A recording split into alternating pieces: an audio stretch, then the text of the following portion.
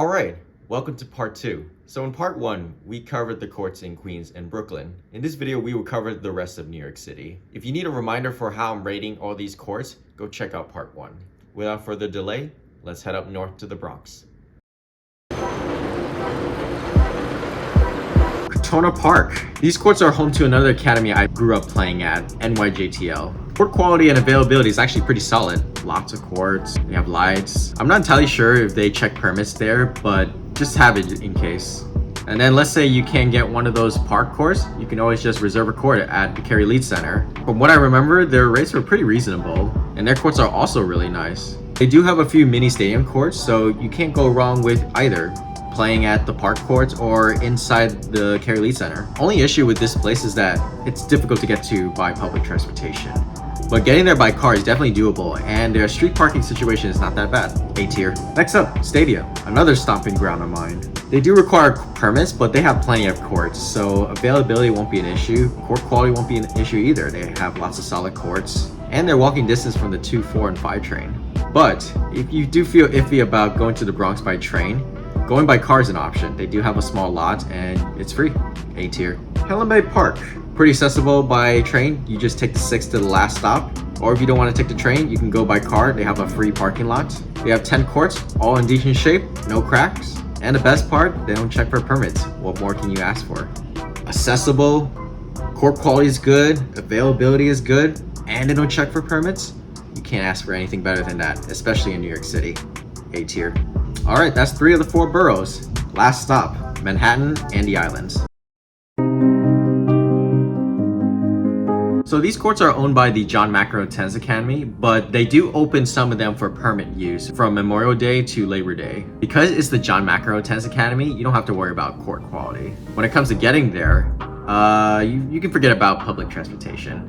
There is one bus that goes there, but I have a friend that used to train there in high school, and he told me that the one bus that goes there is pretty sketchy. Then again, that was 10 years ago, but probably better to be safe than sorry. Your best bet is either getting there by car, or you can even go by bike. I actually biked there once from Manhattan, and it was pretty straightforward. So definitely consider biking if you live nearby the bridge that gets you to Randall's Island. Or if biking is not your thing, you can go by car. They do have a parking lot. In regards to court availability, funny enough, even though it's a little bit difficult to get there, I found it to be hit or miss there as well. There are some days where I have no problems getting on, and then other days it's just booked. It is first come first serve, but they only let you reserve 1 hour ahead of time max. So probably just to be safe, if you can, come there an hour early before your start time. With all that said, I'm gonna put in B tier. Moving on to Roosevelt Island, we're gonna start off with the Roosevelt Island Racket Club. In order to get here, you just take the F train to Roosevelt Island, and then it's just across the street. So it does get a point in the accessibility department. They do have a parking lot, but I think that's for members only. I'm not too sure. In order to play here, you don't have to be a member, but members do get discounted rates. Even then, their court rates are not that cheap. Court quality is okay-ish. Most of the courts have like these random slopes and hills. You can kind of see it from a side view, and you'll get some really weird bounces. I'm talking the ones that kind of defy the laws of physics. Maybe for some of you it's not a big deal, but that's just something I noticed when I played there. Honestly, for the price, this place is not that great, and court quality is okay if you don't care about the bounces. I mean, that's part of clay court tennis, and it's easy to get to. B tier. Octagon Park. So this is also on Roosevelt Island, but on the north side. You could walk from the F train station on Roosevelt Island, but it's probably a little bit more convenient just to take the bus. It is free, but I'm not too sure about their bus schedule. So you probably have to check their bus schedule to see if it's faster than if you just walk. The courts are pretty nice. They have 6 courts, no cracks or anything like that. They do have lights at night. They don't check for the New York City tennis permit, but they kind of have a weird reservation system. So I just tried this. Basically, you have to create an account through the Roosevelt Island Civic permit. And then once you create the account, you have to request a permit to use a court, which is basically the same as reserving a court. They only let you play for 1 hour max, even if you play doubles. And once you reserve the court, you have to wait for an approval. And then you have to go over there and show proof that you reserved the court. I don't know, that sounds like a whole bunch of circus acts and hula hoops that you have to jump through just to play 1 hour. Not worth it. But because they have lights, the court quality is good, and it's relatively accessible, I'm gonna put in B tier. Oh boy, Sun East. Damn, this place. We're gonna start off with the positives. This court is walking distance from the Lexington Avenue 59th Street station, and that's pretty much it. Court quality and availability, non-existent. There's only 6 courts here, and 2 of them are singles courts, so that means there's no doubles line. And it's super freaking cramped. Like, the divider nets are literally right next to the sidelines. And then you just have dry spots on the court, uneven surface. Like, this place is so bad. Despite all of those bad qualities of those courts, they're always booked up. So they too have a first come first serve reservation system. I've seen people line up as early as 6 a.m. for those courts. And I think the worst thing about this place is that in the winter, they charge at least $100 an hour for court time. I mean, this place is a straight meme. This club embodies why I hate playing tennis in New York City. Sun East, you belong in D tier. Okay, Central Park. Much better place to play on clay. They have a whopping 20 courts, but only 10 of them are for advanced reservation, and you can reserve those courts up to a month in advance. So better act fast if you plan on playing there. But let's say you don't want to pay the $15 to reserve in advance. No problem. The other 10 will be for in-person walk-ons. So they allow you to line up and sign up for course as early as 6-ish a.m., maybe 6:15. Just like many other places, you can sign up for any hour of the day. Most of the time, if you don't have an advanced reservation or you didn't wake up early, you're going to be out of luck. All the courts are going to be taken for the whole day. But they do have a strict system there. Like, you have to be there 15 minutes on the dot before the hour you're supposed to play. If you're even 1 minute late, you have to forfeit the court. And I've seen so many people get pissed that they lost their court because they came 14 minutes before their hour. So you can try your luck with the waitlist and hope that someone can come late. But yeah, court availability is not going to be the greatest, but they do have a lot of courts, and because it's accessible by train or you can bike there and the court quality is pretty good, I'm gonna be a little lenient and put it in A tier. Next we have Riverside Park Red Clay. Similar setup to Central Park.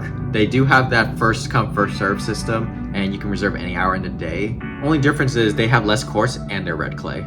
People will line up as early as 6 a.m. over there as well. Easily accessible by the 123 train, or you can go by car. They have a small lot for your charge.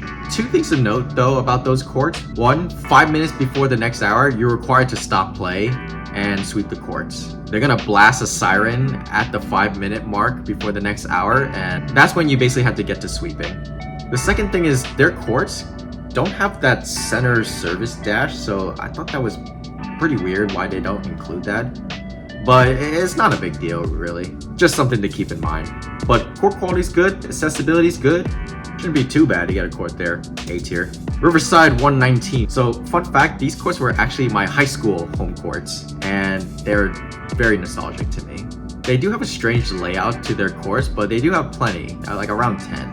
It's gonna be a little bit of a journey to get to these courts. You're gonna have to take the 1 train all the way up to, I think, 116th Street. And then it's about like a 8-ish minute walk from the station. The court quality is pretty solid. They actually renovated this course 2 years ago. As for court availability, I think it's a bit better because the way they run things is a little bit similar to Astoria Park, but you can reserve 2 hours in advance. And because of that, you should have a better shot at getting a court there. A tier. Pier 42. So these courts are pretty interesting. They're relatively new. They were built 2 years ago, I believe. The area used to be an abandoned pier, and for the longest time it was just unoccupied ever since I was little. And so to see this area transform into like a very beautiful park, I think it's really cool. And they actually did a pretty good job with it. It's pretty accessible through the F train. Court quality is not too bad. Some of the nets are on the lower end, but it's good enough. No permits here, but because it's in Manhattan and there are not many courts, expect to wait a long time. I once waited about 2 hours to get 1 hour court time. So if you are willing to wait that long, best to bring something with you to kill time. I'm gonna put this in B tier. Alright, last on this list. You can't talk about Manhattan tennis without talking about the Hudson River Courts. The infamous Hudson River Courts. This place gets so much publicity, and honestly, I don't even know why. These courts are walking distance from the 1 train, so it gets a point in the accessibility department. The courts have been recently renovated, I believe around 1 to 2 years ago, so court quality is good. They have lights, good, and they don't check for permits. Can't complain about that. When you combine all that together, your end result is no court availability. Expect to wait at least 3 hours in line. And you can only play for 1 hour. I'm gonna be lenient and put this in B tier because it's relatively easy to get to, the court quality is good, they have lights, and they don't check for permits. But the court availability, oh my god, so bad. Who the hell waits 3 hours for a court? I guess I would because I waited 2 hours at Pier 42. Alright, now that I've ranked all the tennis courts, it's time to crown the winner, which is my personal favorite court. But before we crown the winner, we're gonna list the worst court you could ever play at in New York City. And I think you know where I'm gonna go with this. Sorry, Sun East. They're honestly lucky that this chart doesn't have an F tier that can move it down to, but yeah, Sun ain't cutting it. Alright, now that we got that out of the way, it's time. The winner is... Yep, the US Open. Now this was a tough one. A lot of the A tier courts are really top notch in my opinion. But the US Open, I had many great memories in the recent years. That was where my first ever video took place. I made the most gains in my tennis there. I love the feeling of starting the day with tennis, waking up early and playing with my friends, having a laugh, playing some great tennis, breaking a sweat. Those were amazing experience. And to be able to enjoy the game at the home of the US Open, I mean, it's just a no-brainer. So in case you were wondering what are the takeaways from this video, I'll give you a couple tips. First, make sure you get a tennis permit. 2, if you want to play more than an hour and you don't mind doubles, best to play doubles. 3, wake the fuck up early, because if you don't, you're never gonna get a court. Or if you cannot wake up early, get your partner who lives by the courts to hold the court for you. 4, the harder it is to get to the courts, the better chance you have of getting a court. And last tip, move the hell out of New York City. I'm just kidding. Thanks for watching. I'll catch you in the next one. Peace.